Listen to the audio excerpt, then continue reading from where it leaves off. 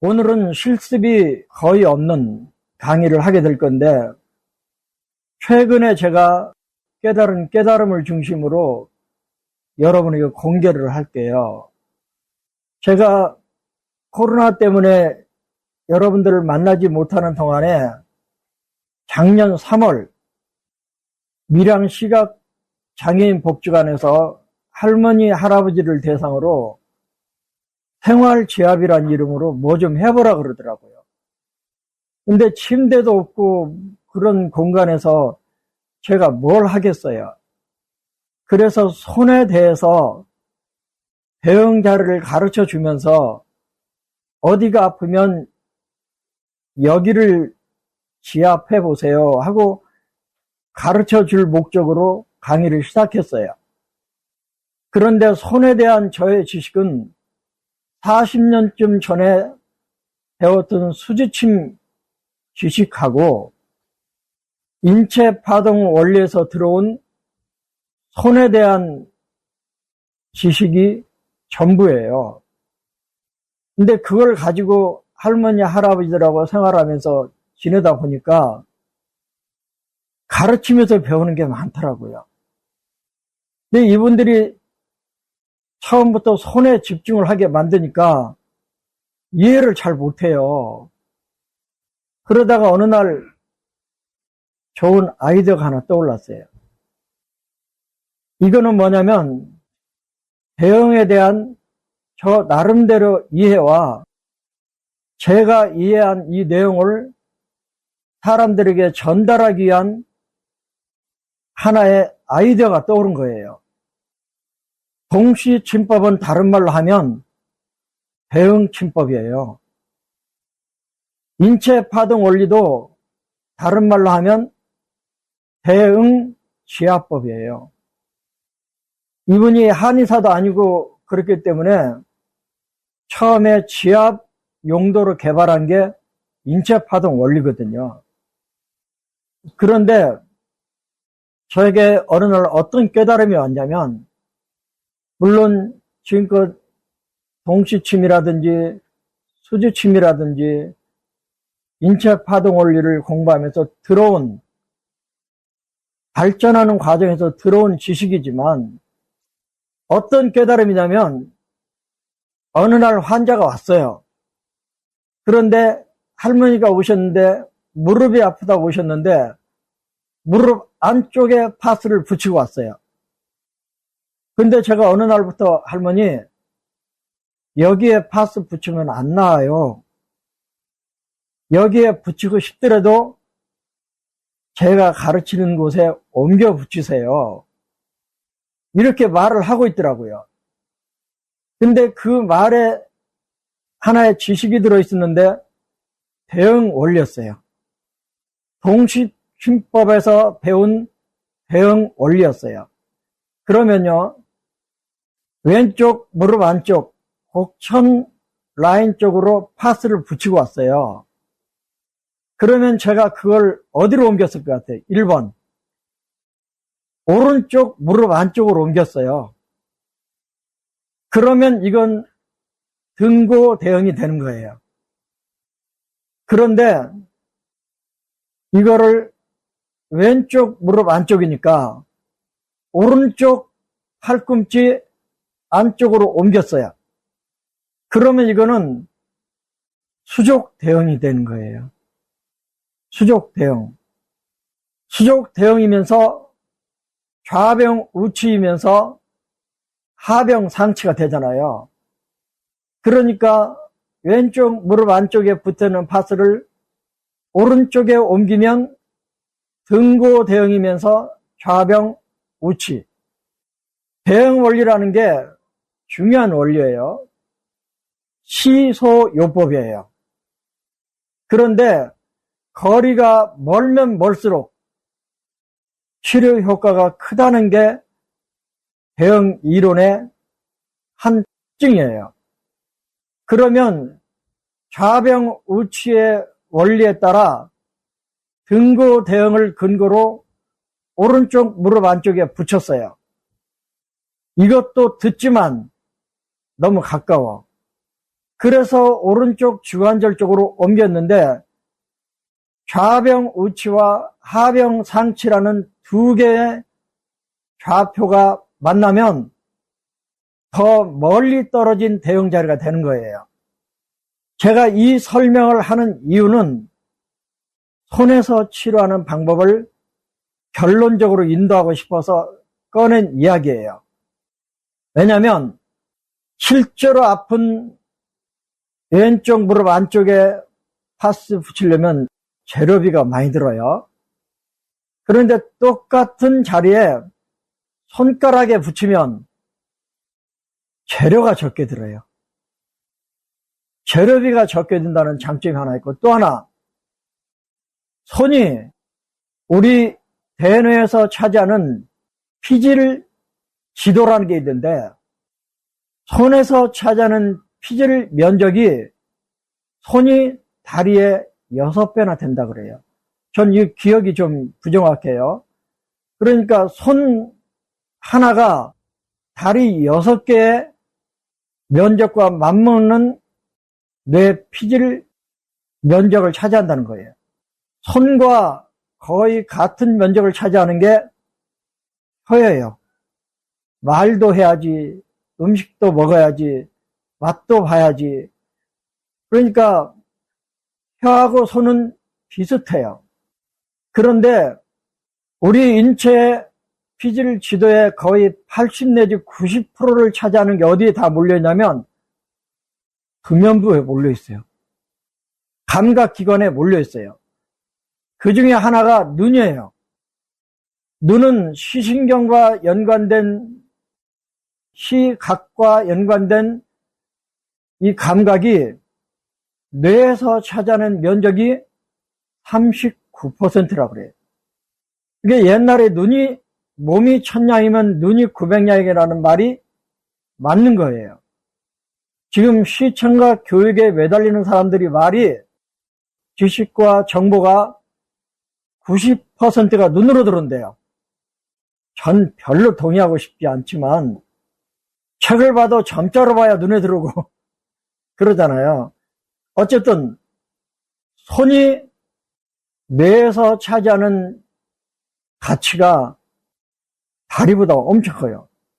또 팔다리를 떼어낸 나머지 몸통, 이 체간부도 손 하나가 차지하는 면적이 6배가 된다는 말을 들은 기억이.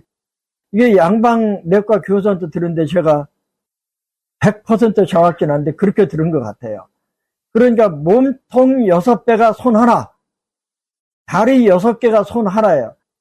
그러니까 침도 손에서 놓으면 효과가 빠르고 반창고도 손에다 붙이면 재료비도 적게 들고 효과도 빠르고, 기왕에 무릎을 꺼냈으니까 무릎 안쪽은 등고 대응을 하면 오른쪽 무릎 안쪽으로 옮겼어요.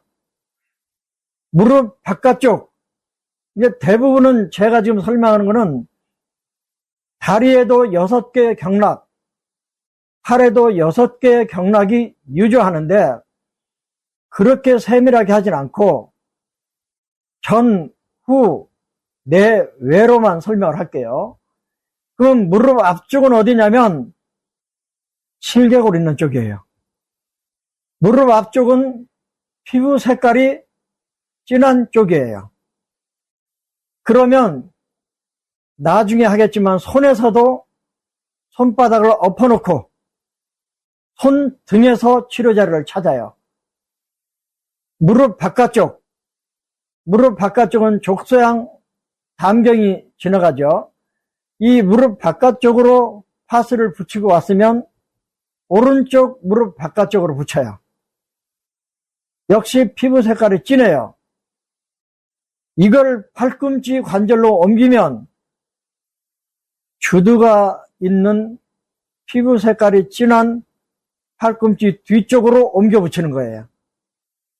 이런 식으로 동시침을 조금만 공부하신 분들은 대응 관계를 아실 걸로 보고, 그래서 제가 이 할머니들에게 파스 붙이는 걸 먼저 설명하고 등고 대형을 따라서 옮겨 붙이고 수족 대형을 따라서 옮겨 붙이는 걸 했더니 쉽게 이해하더라고요. 무릎 안쪽은 엄지발가락 쪽이에요. 그러면 팔꿈치로 와서도 엄지손가락 쪽으로 붙이는 거예요. 무릎 바깥쪽은 새끼발가락 쪽이에요. 그러면 팔꿈치로 와서도 새끼손가락 쪽으로 붙이는 거예요. 무릎을 구부릴 때 구부리는 쪽 오금 쪽으로 당기고 아파요. 그러면 파스를 뒤에다 붙이겠죠. 그러면 왼쪽이니까 오른쪽 슬화 쪽으로 옮겨 붙이고 오른쪽 주관절 쪽으로 옮겨 붙이는데 무릎 뒤쪽에 피부 색깔이 하얀 쪽이니까 주관절에 와서도 피부 색깔이 하얀 쪽에 붙이는 거예요. 그럼 발목으로 가볼게요. 발목도 앞, 뒤, 안쪽, 바깥쪽으로 설명을 해볼게요. 그러면 왼쪽 발목 바깥쪽으로 뛰어서 왔어요. 그쪽으로 파스를 붙이고 왔어요. 그러면 왼쪽 발목 바깥쪽은 새끼발가락 쪽이에요. 그리고 피부 색깔이 진한 쪽이에요. 그러면 오른쪽으로 옮겨 볼게요.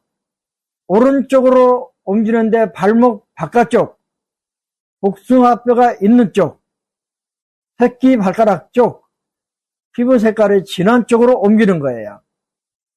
발목 안쪽이 아파요.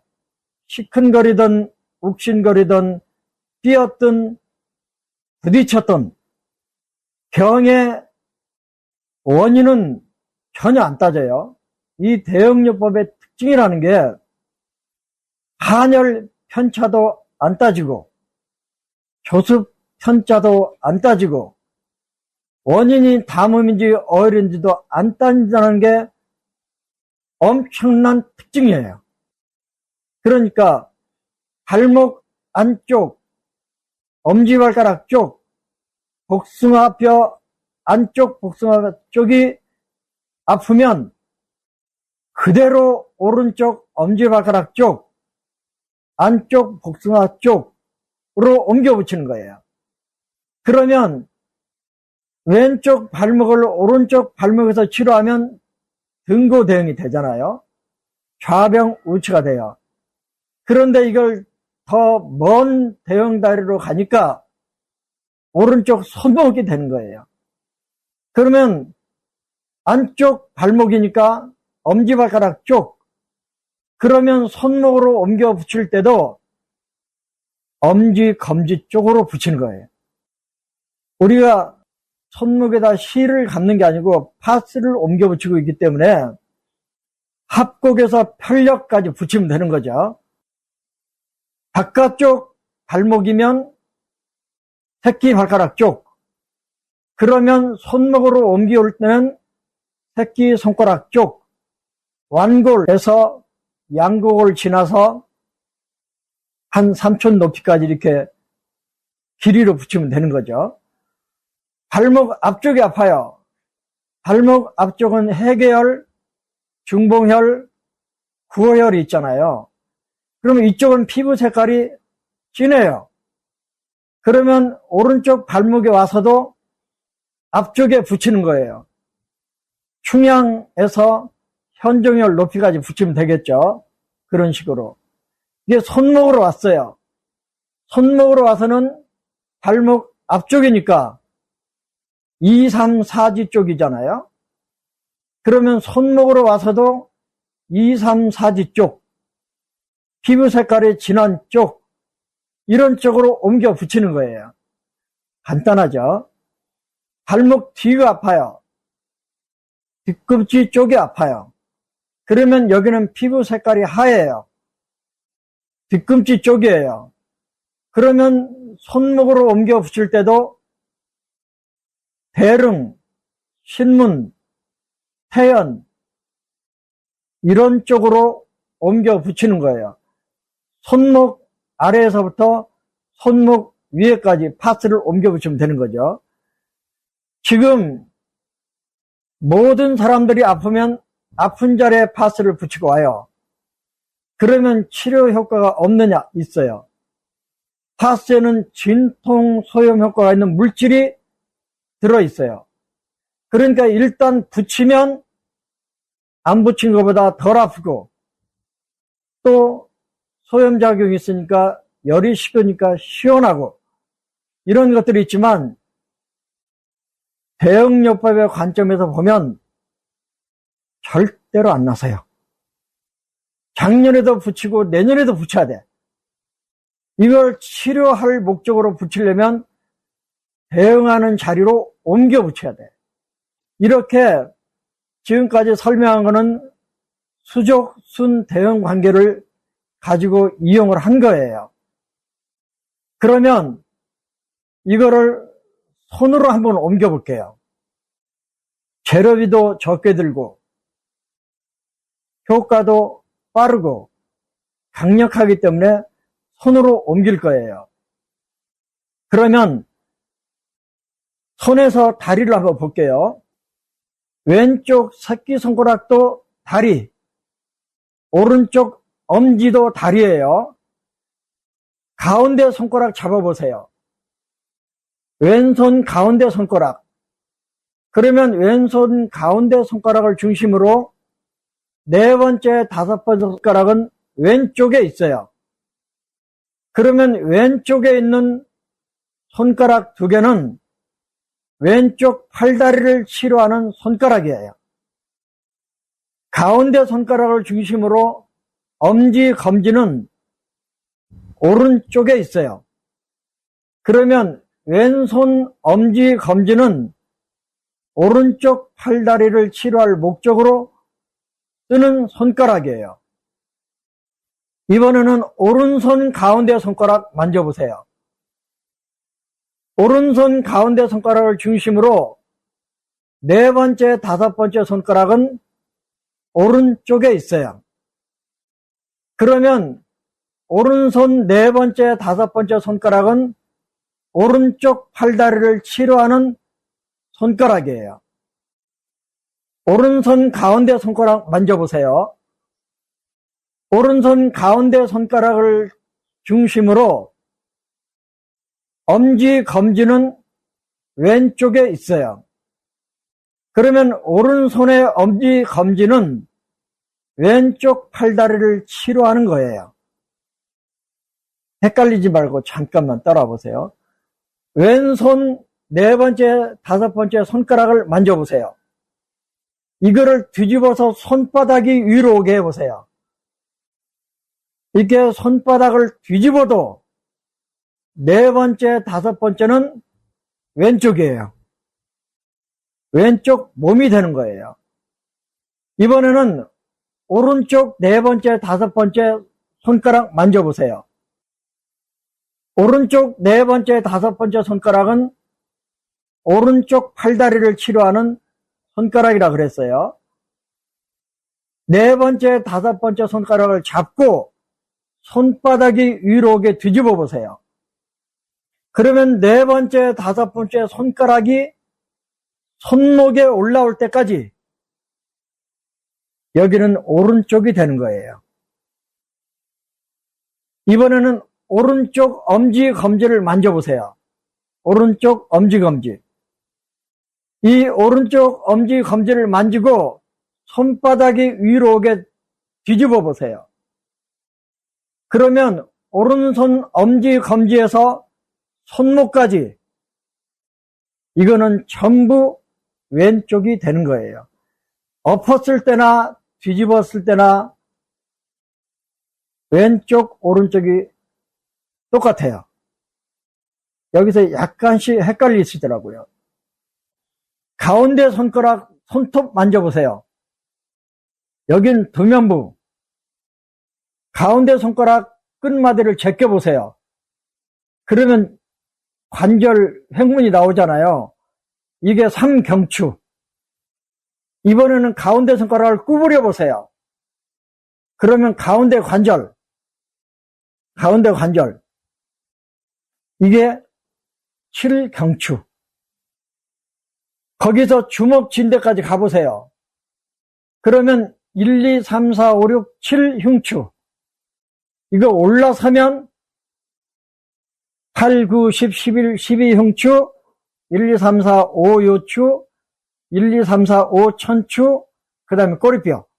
꼬리뼈가 어디냐면 제3중수골이 손목과 만나는 자리. 이렇게 내려가면 되고요. 새끼손가락 만져보세요. 새끼손가락 끝 관절은 발목, 가운데 관절은 무릎, 그 사이는 하태부, 무릎에서 주먹, 거기는 고관절, 그러면 무릎과 고관절 사이는 대퇴부, 이 왼손 새끼손가락 기절부, 수태양 소장경 라인에 손을 대보세요. 제가 미국에 가서 생긴 병 중에 하나가 족상 담경 풍시열 라인으로 시리고 아픈 증상이 있었어요. 없다가 통 몰랐는데 지난 겨울쯤에서 이게 슬쩍 한번 오더라고요. 왼쪽 풍시열 라인이 시리더라고요. 그래서 얼른 반창고 꺼냈지. 반창고 꺼내서 붙인 자리가 새끼손가락 기절골 수태양 소장경 라인 쪽으로 붙였어요. 우리 진익규 집사님 정경이가 시리다는 얘기 옛날 들었는데 한번 붙여보세요. 그런데 이게 한 번에 없어져 버렸어요. 그러면 이번에는 오중수골을 쭉 만져보세요. 이 오중수골은 새끼손가락을 다리로 봤을 때 다리로 내려오는 신경 높이라고 그냥 보세요. 신경 높이. 그러니까 반창고를 붙이고 싶으면 오중수골을 손목까지 다 덮어버리면 돼요. 4, 5, 이게 폭이 2cm니까 새끼손가락에 붙이면 태양 소장경 라인도 덮고 수서양 삼척경 라인도 덮거든요. 이걸 덮어놓으면 하지로 가는 신경은 다 잡는 거예요. 그 다음에 네 번째 손가락 만져보세요. 네 번째 손가락 끝 관절은 손목이에요. 가운데 관절은 주관절이에요. 주먹 쥔데는 견관절이에요. 그러면 다들 이해가 이제 되실 거라고 생각해요. 그러면 견관절만 하나 설명해 드릴게요. 견관절에서 수삼양이 지나가는 견관절, 삼각근, 견갑골 후면, 병풍 거골 있는 극상부, 이런 데는 전부 다 양경락이 유지하는 곳이잖아요. 그러면 그쪽에 문제가 확인되면 물갈퀴에 손대보세요. 물갈퀴에서 앵문 높이에서 중저 높이까지, 차백혈 높이까지, 그게 견관절 양경락이에요. 여러분 어깨가 어디서 어디까지가 어깨냐면 겨드랑이 손 걸리잖아요. 애과연. 겨드랑이 쓰다듬어 올리면 걸리는 그 자리에서 견갑 상부까지가 어깨예요. 그러면 반창고를 어떻게 붙이냐면 물갈퀴에서 중저 높이까지, 차백 높이까지, 만일에 신경까지, 이거는 그야말로 태극 대응 부위이고 신경 경로까지 올라가려면 그냥 손목까지 하백, 외백 높이까지 폭 2cm, 길이 3cm를 붙여주면 팔은 끝난다. 이게 되고요. 또 하나, 여러분들은 퀀텀을 배웠으니까 이해를 잘 하실 거예요. 새끼손가락이 다리라 그랬어요. 그렇지만 발목에 문제 생겼을 때 이 새끼손가락의 끝 관절에 붙여도 되지만 수족 순대를 이용해서 하병상치를 이용해서 왼쪽 발목을 오른쪽 손목에서 치료한다 그랬어요. 그러면 네 번째 손가락 끝 관절에서도 치료할 수 있는 거예요. 그야말로 동시침에서 상지에 문제가 생기면 상지에 침 안 놓아요. 다리에는 놓잖아요, 다리에. 다리에 문제가 생기면 다리에 침을 안 놓고 상지에 놓아요. 그거는 수족 순대를 이용한 상병하치 하병상치인데 이게 손에서도 그대로 적용이 되는 거예요. 다리는 1차적으로는 새끼손가락에서 치료하지만 2차적으로는 네 번째 손가락에서도 치료할 수 있다. 손바닥에서도 이 손가락을 구부려 보세요. 그러면 손가락에서 손바닥으로 넘어가는 그 횡문, 거기에서 이번에는 손바닥에서 손목으로 넘어가는데 만져보세요. 이 사이 손바닥이 흉복부예요. 이 손바닥이 흉복부예요. 그러면 거기를 적당한 이 손바닥이라는 거울에, 손바닥만한 거울에 나의 흉복부를 비춰본다고 생각하고, 아, 여기쯤 폐가 있겠구나, 여기쯤 간이 있겠구나, 그러면서 그 부위로 가서 눌러보면 사정없이 아파요. 그러면 거기에 반창고를 붙여주면 치료 끝이에요. 예를 들면 기침을 많이 해요. 그래서 보니까 중부 운문이 아파요. 그러면 가차없이 수천회점에 침을 놓잖아요. 그 자리를 물갈퀴에서부터 손바닥 횡문까지 폭 2cm, 길이 3cm 정도의 반창고를 붙여주면 기침 잡는 거예요. 그래, 기침을 잡을 수 있는 자리가 여러 개인데 우리는 복진을 잘 하잖아요. 그래서 천추 앞통이 뚜렷하면 배꼽 옆에 3, 4 중소골 사이, 중부 운문 앞통이 뚜렷하면 2, 3 중소골 사이에 수천회 점, 이런 곳에 반창고를 붙여주면 된다. 이 요법을 제가 왜 연구하기 시작했냐면 1년 됐어요. 작년 3월부터 시작을 했는데 어떤 할머니가 발목 빈 게 몇 년이 되도록 안 낫고 있대. 물론 병원도 다니고 한의원도 다니고 안 낫는데 70 중반인데, 그래서 제가 첫날 왼쪽 발목이니까 왼쪽 새끼손가락 끝 관절을 뺑뺑 돌아가면서 눌러보고, 아프면 드라마 보는 내내 누르고 오라 그랬어요. 드라마 볼 때 그냥 멍하니 보지 말고 이 왼쪽 새끼손가락 끝 관절을 빙빙 돌아가면서 눌러서 아프면 눌러주세요 그랬어. 그런데 이 할머니가 일주일 뒤에 만나서 어땠어요? 그러니까 하나도 안 아프대. 70 중반의 할머니가 몇 년째 불편한 발목이 계단에서 굴러가지고 그랬다고 그러더라고요. 하나도 안 아프대. 제가 이게 확신이 있었어요. 제가 밀양에 가서, 제가 40년 전에 수저침을 공부했어요. 근데 밀양에 가서 발을 4번을 삐었어요. 안내를 받아서 가다 보면 어떤 경사가 변화가 일어나면 정면으로 향해서 내려가야 되는데 눈뜬 사람들은 대각선으로 비스듬히 내려가요.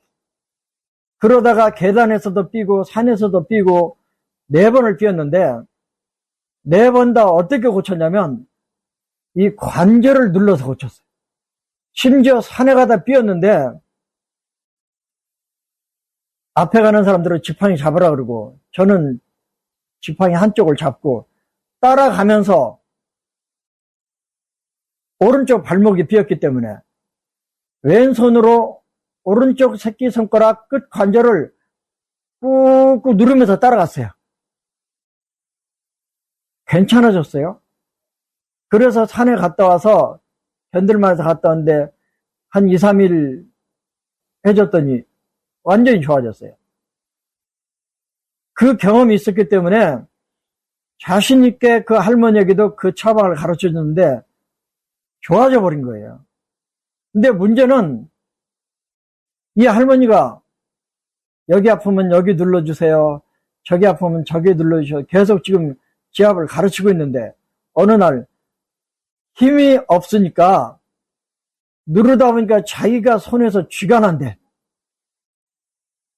그래서 제가 멈칫하게 되더라고. 아, 이것도 나이 드신 분들한테는 무리가 되는구나. 그래서 다른 방법이 없을까?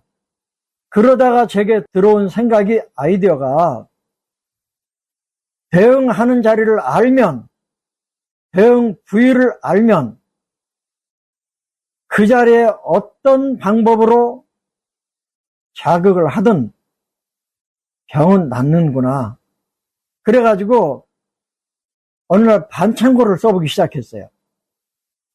대응 자리를 찌르면 침, 누르면 지압, 붙이면 좌섭, 반창고 붙이면 테이핑이지.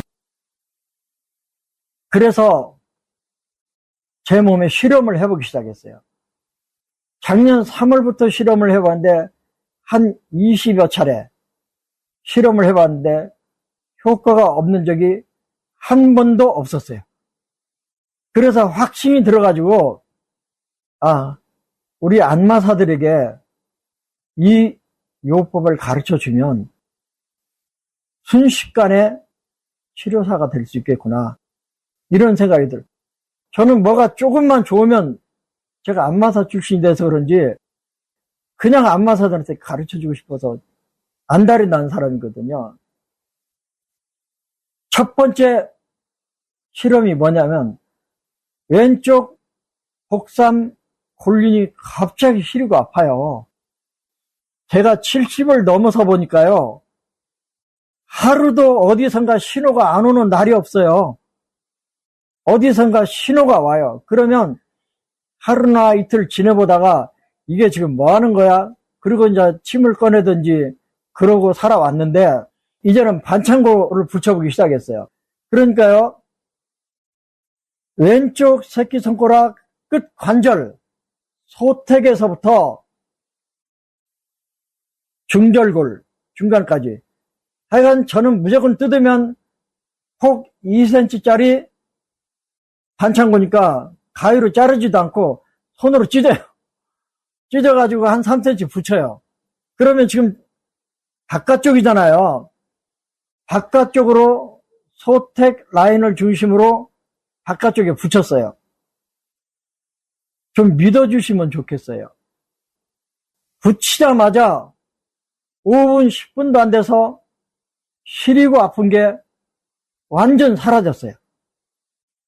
그 다음 3월이니까 작년, 제가 새벽에 일어나면 책을 보는 버릇이 있는데 3월이니까 이불을 덮고 책을 보고 있었어요. 그런데 왼쪽 무릎 안쪽 곡천 라인 있는 쪽이 시리고 아파요. 이 시린 게 좀 심해지면 아파요. 그냥 시리질 않더라고요. 시리고 아파요. 그래서 이게 어떻게 된 거야? 그리고 제가 또 반창고를 뜯었지. 새벽 한 3시나 그때쯤. 그래가지고 이게 어디야? 무릎 안쪽이지. 그래가지고 새끼손가락 가운데 관절 만져보세요. 안쪽. 이 손가락에서 내외의 개념은 언제나 가운데 손가락을 기준이에요. 가운데 손가락이 정중선이니까 가운데 손가락에 가까운 쪽이 안쪽, 먼 쪽이 바깥쪽이에요. 무릎 안쪽은 새끼 손가락에서 봤을 때 네 번째 손가락과 닿는 자리잖아요. 피부가 하얀색, 거기다가 폭 2cm, 길이 한 2, 3cm 되게 뜯어가지고 붙였어요. 붙이고 제 실험 정신이 발동이 돼가지고 이불을 제꼈어요. 이불을 제끼니까 정말 5분, 10분도 안 돼서 그 시리고 아프던 게 완전 없어졌어요. 그래서 그때부터 제가 재미가 나가지고 어디가 아프기만 하면 갖다 붙인 거예요. 한 번은 제가 위랑 강을 막아서 수영장을 만들어놔서 좀 높은 뚝을 지나가다가 물 빠져나가라고 한 계단 낮은 데가 있는데 헛디뎌서 수영장 바닥으로 깨부러졌거든요.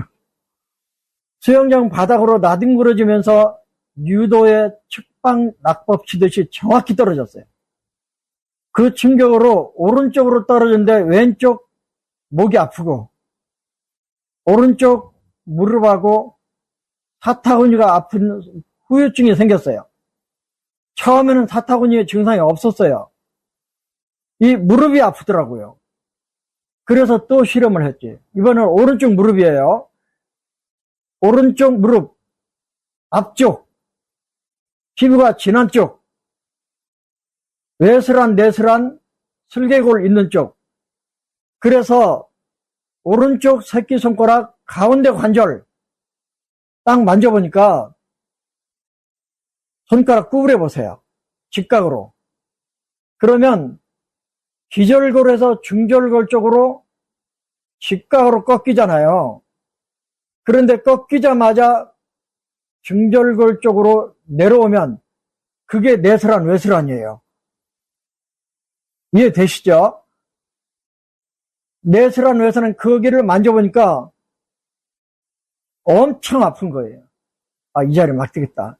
그래가지고 거기다 반창고를 또 꺼내서 폭 2cm, 길이 2, 3cm를 붙였어요. 그런데요, 5분, 10분도 안 돼서 아픈 게 없어졌어요. 그 다음에 한 3주쯤 지난 다음에 어떤 추락상이나 충돌로 아프게 되면 이게 시차를 두고 증상이 나타나잖아요. 한 3주쯤 지났는데 이번에는 사타구니가 아파요. 그래서 내가 나이 들면서 경험 많이 한다 그러면서 오른쪽 사타구니니까 이건 설명이 필요하죠. 오른쪽 새끼손가락 손바닥 쪽 사타구니 색깔이 뭔 색깔이에요? 하얗잖아요. 그러니까 손바닥 쪽에서 찾았어요. 그러면 어딘가 물갈퀴에 손을 대보세요. 하나는 앵문, 하나는 전곡 높이에 손을 대보세요. 새끼손가락을 가운데 끼고 여기서부터 소부혈이 있는 곳에 손금 보는 감정선이 있죠. 거기까지가 사타구니예요. 왜냐하면 새끼손가락 본절은 고관절이라고 그랬어요. 고관절 앞쪽 사타구니는 손바닥에서 찾아요. 기왕에. 그러면 고관절 뒤쪽은 어디냐면 역시 손을 앵문 전곡에 대세요. 물갈퀴. 거기서 후계 중저까지 올라와 보세요. 그게 고관절 뒤쪽이에요. 고관절 바깥쪽은 어디냐면 소장경 라인, 전곡 후계 라인이에요. 이렇게 붙이면 돼요. 그래서 사타구니 쪽이었으니까 손바닥 쪽 물갈퀴 높이에서 소부열 높이까지 반창고를 붙였어요. 이것도 5분, 10분 만에 증상이 사라졌어요. 근데 저는 제가 한 5분, 10분 있다가 이거 어떻게 된 거지? 하고 생각하다 보니까 5분, 10분 걸린 거지 아마 붙이자마자 효과는 시작됐다고 생각해요. 또 어느 날 제가 아이스크림 좋아한다는 거 아시잖아요. 아이스크림 먹고 유장병이 생겼어요. 지금도 완전하지 않아서 연달아서 3일 아이스크림 먹으면 손바닥만하게 위가 말을 걸어와요. 그래도 또 먹어요. 밀어내가지고. 그런데 아이스크림 먹고 나니까 그 다음날 아침부터 곡천 위로 허벅지 쪽으로 꼭 손바닥만하게 근질근질한 거 양쪽 다. 그래서 이틀은 잘 참았어요. 3일째 되는 날 인내심이 바닥에 나가지고 한번 싹 긁었지. 긁으니까요, 긁자마자 우둘투둘 튀어나오더니 이제는 화끈화끈해요. 저녁에 그랬거든요. 화끈화끈하니까 잠을 못 자겠어요. 그러면 이건 뭐 열이잖아요. 열. 발 뒤꿈치나 무릎 안쪽이 시리고 아팠던 건 한, 우리들 말로 하면 한이잖아요. 그래서 제가 이거를 지가 계속 말썽을 부리면 반창고 붙여야지. 그리고 반창고를 꺼내서 양쪽 합곡 연골에 붙였어요. 합곡 연골 자리에 양쪽 다 붙였어요. 양쪽이니까. 왜 그러냐면 연골 대백은 수양명 대장경 라인에 있다 그랬어요. 수양명 대장경 라인은 경락상통의 원리로 보면 족 3음을 책임진다 그랬어요. 그래서 족 3음 쪽이 지금 비경, 간경 쪽으로 가렵고 우두둑 튀어나오고 화끈거렸기 때문에 양쪽 합곡 연골에 붙였어요. 그러니까 손에서도 태극 대응으로 부위만 나오는 게 아니고 경락 대응도 얼마든지 적용이 된다는 체험을 한 거예요. 이것도 한 5분, 10분 지난 다음에 어떻게 됐지 보니까 멀쩡해졌어요. 그래서 잠을 아주 잘 잤어요. 그때 제가 깨달은 게, 대응하는 부위만 알면, 제가 쓴 책에도 이 편, 동시침 책에는 이런 표현이 안 나와요. 그야말로 무식하다 그럴 거예요. 양육호 씨나 김광호 씨가 보면. 그렇지만 제가 과감하게 원인 증상 불문하고 장부 경락 불문하고 대응이라는 것만 알면 가서 찌르면 침, 피 빼면 사혈요법, 자석을 붙이든지 테이핑을 하든지 전혀 상관이 없더라고요. 그 다음에 제가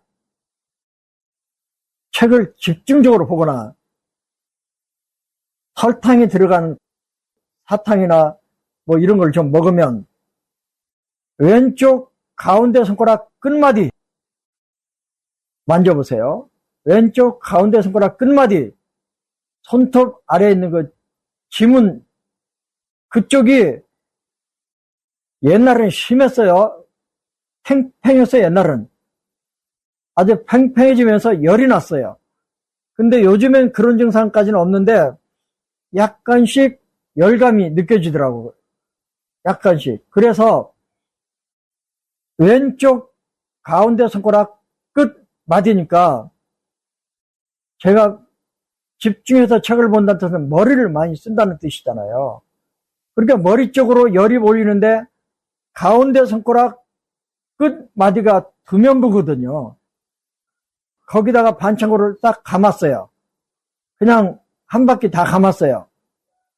그러니까 이게 흐물흐물해지면서 열이 없어지더라고요. 근데 그 다음에 또 이게 왔어요. 실험을 해보고 싶어서 이번에는 왼쪽인데 그대로 등고대응의 관계로 오른쪽 가운데 손가락 끝마디를 감았어요. 그러니까 효과가 똑같더라고요. 그래가지고 이게 손에서도 등고 대응을 응용하면 이게 뭐가 되는구나. 지금 다른 설명해야 되는데. 어느 날 제가 양쪽 천추에 침을 가끔 놓아보는데, 왼쪽 천추는 두 치가 다 들어가도 아무렇지도 않아요. 오른손잡이, 오른발잡이들은 아마 오른쪽이 조금 앞으로 나오는 것 같아요. 아니면 조금 지방이 얇은 것 같아요. 지방층이.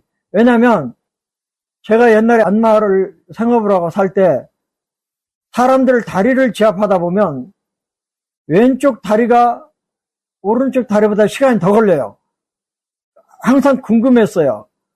이게 똑같은 다리인데 왜 왼쪽 다리는 시간이 더 걸릴까? 그랬더니 10중 8구 왼쪽 다리가 굵어요. 그러니까 시간이 더 걸린 거예요. 오른발잡이들이 대부분이잖아요. 80, 90%가. 그래서 그런지 침을 놔도 오른쪽 족삼리에 왼쪽 족삼리에 놓듯이 깊이 찌르면 오른쪽 족삼리에서는 말을 해요. 그래가지고 오른쪽 천추에도 왼쪽 천추에 비해서 복벽이 좀 얇은 것 같아요. 그러니까 8푼 정도 들어가면 아파요. 아프거나 말거나 쏙 집어넣으면 이 통증이 오른쪽 서해부 쪽으로 내려가요. 이거 제가 한 10번, 20번도 더 경험을 했을 거예요. 그러면 뭐 지가 낫게 지고 놔두면 보통 며칠 있으면 나아요. 그런데 이 반창고를 제가 실험을 해보면서 제 몸 어디선가 신호만 오면 그냥 바로바로 들어가거든요. 그래서 오른쪽이니까 오른쪽 손바닥 만져보세요. 오른쪽 손바닥 가장 깊숙한 곳이 배꼽이에요. 수지치면서 그렇게 말을 해요. 근데 그거 맞아요. 오른쪽 손바닥에 물을 부었어. 그러면 물이 맨 먼저 고이기 시작하는 그 자리가 손바닥에서 가장 깊숙한 곳인데 그게 배꼽이에요. 그래서 천추니까 3, 4 중수골관 사이에 폭 2cm, 길이 3cm 정도의 반창고를 떼서 붙였어요. 믿어야 되는데 영 안 믿는 표정들이에요. 5분도 안 돼서 이게 없어졌어요. 그래서 제가 우리가 가끔 침 놓다 부작용이 생기는데 그때도 또 어디다 침 놔서 고치려고 애쓰지 말고 그냥 반창고 붙이면 되겠다. 그런 생각이 든 거예요. 또 한 번은 제가 한 번도 그런 적이 없는데 오른쪽 담낭이 욱신욱신 쑤시고 아파요. 그래서 7, 8, 9, 6골인 데가 담 1월 진단점이잖아요. 근데 실제 쓸개는 10 늑골 천단 쪽에 붙어 있어요. 그래서 아까 배꼽 오른쪽 천추가 아플 때보다 좀 더 바깥쪽이잖아요. 그래서 오른쪽 손바닥 만져보세요. 아까는 3, 4 중수골 사이에 붙였는데 더 바깥쪽이니까 이번에는 4, 5 중수골 사이에 붙였어요. 그럼 이게 뭐 소부 라인이잖아요. 수의 1, 수의 2 라인인데 거기다가 딱 붙였어요. 붙이니까 쓸개가 욱신욱신 쑤시고 아프던 게 5분, 10분도 안 돼서 없어져 버렸어요. 그래가지고 이게 효과가 나면 5분, 10분 안에 효과를 제가 의식하기를 그렇게 의식했다는 거지 즉시 효과가 있었다고 생각해요. 이런 20여 차례의 경험을 통해서 제가 확신을 가지게 된 거예요. 확신을 가져가지고 동시침 책에도 손에서 모든 병을 치료할 수 있다는 항목을 썼는데 여기에 추가할 수 있는 내용이 지난 1년 사이에 저한테 생긴 거예요. 그게 반창고 요법이에요. 저는 근육학을 공부해 본 적도 없어서 한의사들이 하는 테이핑 요법을 몰라요. 본 적도 없고 해본 적도 없어서 몰라요. 근육학도 배운 적이 없어요. 그런데 손에서 대응하는 자리, 대응하는 부위를 찾아서 한 20여 번의 경험을 확인하고 나서, 효과를 확인하고 나서 확신이 생겼어요.